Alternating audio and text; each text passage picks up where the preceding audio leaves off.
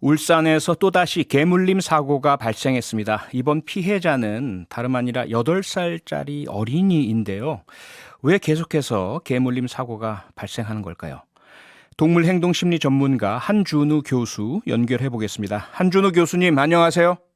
네, 안녕하세요. 한준호입니다. 네, 지난 월요일이었죠. 울산 아파트 네네. 단지 안에서 또 개물림 사고가 발생을 했는데요. 개물림 사고 저희들이 너무나 많이 듣고 있는데 왜 네, 맞습니다. 이렇게 안타까운 소식이 자주 들리는 걸까요? 네, 매년 한 약 2천 건의 개물림 사고가 있다고 알려지고 있는데요. 네. 아마 조사되지 않은 부분까지 합하면 그 이상 되리라고 생각합니다. 아, 그렇겠죠. 보통 네. 이 보호자들의 관리 소홀히를 탓하게 되는데요. 네.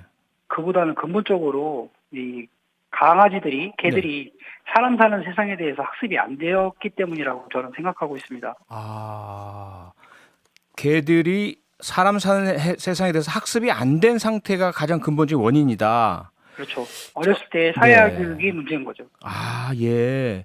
이번에 발생한 사건이요. 울산 사건 같은 경우에 이 개의 견종이 진도의 믹스견 이렇게 알려져 있는데요. 이게 뭐 맹견이냐 아니냐 개들의 종류에 따라서 이 위험도가 더 커지는 건가요? 아니죠. 맹견이라고 하면 네. 로트와일러, 뭐 도사견, 아메리칸 피플테리어, 예. 아메리칸 스탠버드셔 테리어 그런 불테리어를 말하는데 네. 꼭 맹견이 아니더라도 예. 개들은 사람이 손으로 하는 일을 입으로 하기 때문에 네, 네. 어떤 개든지 물 수 있는 여지는 있다고 봐야죠. 아하. 그럼 교수님 말씀처럼 어쨌든 개는 동물이고 근본적으로 사회화 교육 훈련이 잘 안 되면 인간과 함께 살아가는 데 있어서 부적응의 문제를 나타낼 수 있다. 이것이 가장 근본적인 문제라는 말씀이시죠?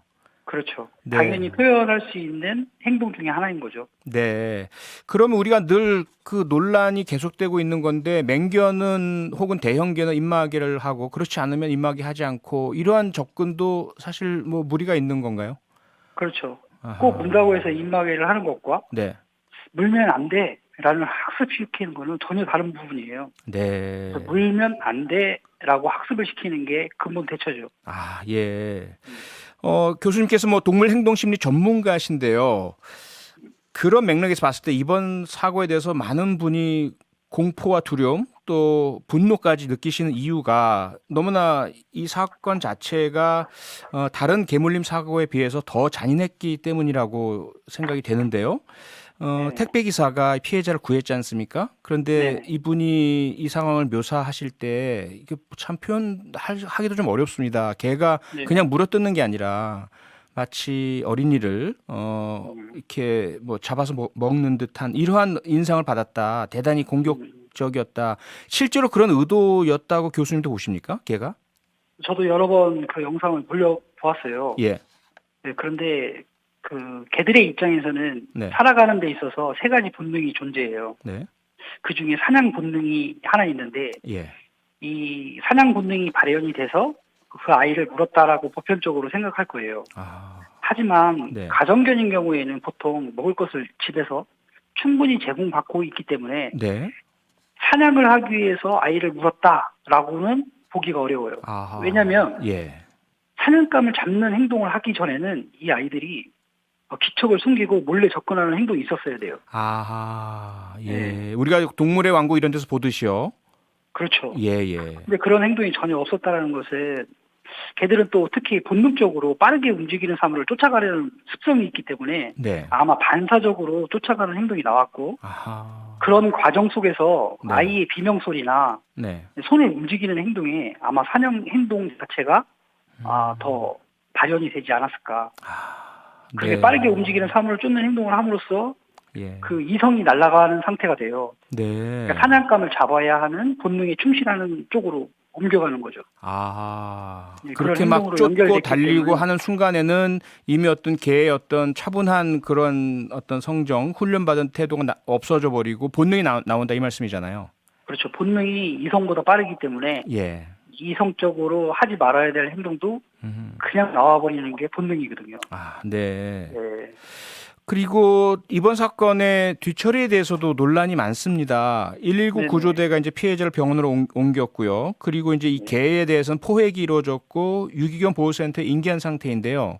네. 이 사건을 조사한 경찰에서는 이 사고견 개를 안락사하게 해달라라고 울산지검에 요청을 했는데 그것이 아직까지 이루어지지 못하고 않고 있는 상황이고 그러다 보니까 이제 많은 시민들이 우려와 분노를 표출하고 있고요.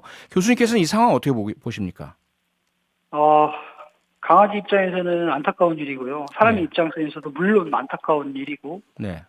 저 또한 동물을 다루는 사람으로서 마음이 착잡한 상황인데요. 네. 일단은 보호자분의 관리 소홀이 가장 큰 문제라고 볼 수 있고요. 예. 그 반려견의 입장에서는 아무런 보호자가 사전에 사람하고 사는 세상에 대해서 알려주지 못한 것, 아하. 그런 부분에 대해서 좀 안타까움이 더 큰 것 같아요. 네. 안타까움이야 충분히 뭐 이해가 됩니다. 교수님께서 특히 동물 전문가시고 하시니까. 네. 그런데 가장 큰 책임을 지고 있는 그 견주 보호자는 자신의 권리를 포기하겠다 이렇게 얘기를 해버렸고요. 그러면 동물이야 자기가 제대로 안 배워서 그렇다 치더라도 어쨌든 사람을 해쳤고 위험한 상태인데 그러면 안락사를 해야 됩니까? 아니면 나은 보호자에게 연결을 해줘야 됩니까? 어떻게 보십니까, 교수님은? 안락사 사고를 쳤다고 안락사를 시키는 것보다는 예. 문제 행동을 일으켰기 때문에 사람 입장에서는 안락사를 시켜야 하는 게 당연하다 이렇게 주장하는 건 당연합니다. 네. 하지만 그 이전에 반려견을 쉽게 할 수 있는 제도적 장치가 예. 우리나라에 좀 만들어졌으면 하는 게 제 네. 생각이고요. 네. 그런 제도적 장치에서 이 사회에 다시 적응할 수 있도록 순응할 수 있도록 네.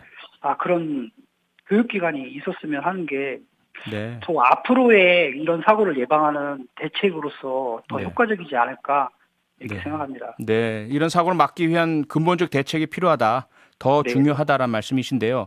그러면 어쨌든 지금 현재로 봐서는 가장 큰 책임을 지고 있는 보호자 이분이 70대 노인으로 알려졌는데요. 이분에겐 그러면 인간이니까 책임을 지셔야 될 테고요. 형사적 책임 어느 정도가 이루어지게 될 것으로 보이십니까? 지금 반려견이 맹견이 아니라는 이유로 아마 현행법상 네. 그 입마개를 안 하고 줄을 매지 않았을 때는 3년 이하의 징역이나 벌금 3천만 원의 부과를 받을 수가 있어요. 예. 하지만 이 개가 맹견이 아닌 이유로 아마 현행법상 과실치사 혐의로 입건될 것이라고 저는 생각하고 있습니다. 네. 현행법상 과실치사 혐의요. 그렇죠. 네, 처벌도 처벌이지만 말씀하신 것처럼 다시는 이런 일이 발생하지 않아야 될 테고요. 근본적인 제도 또 개들에 대한 교육책 다 마련돼야 되겠지만 일각에서는 아예 반려인 자격증을 도입하자 독일처럼 또 네. 보호자들이 반드시 교육받도록 의무화하자 법적으로 이런 부분들 교수님도 동의하십니까? 예, 저 같은 경우도 네. 우리가 운전을 하기 전에 예. 운전면허증을 따지 않습니까? 예, 그런 것처럼 유럽에서도 그렇게 시행을 하는 곳이 있어요. 네, 반려견을 키우기 전에 반려견에 대한 학습 원리나 네. 본능 행동이나 반려견이 입으로 사람의 손으로 하는 일을 입으로 할 수 있다.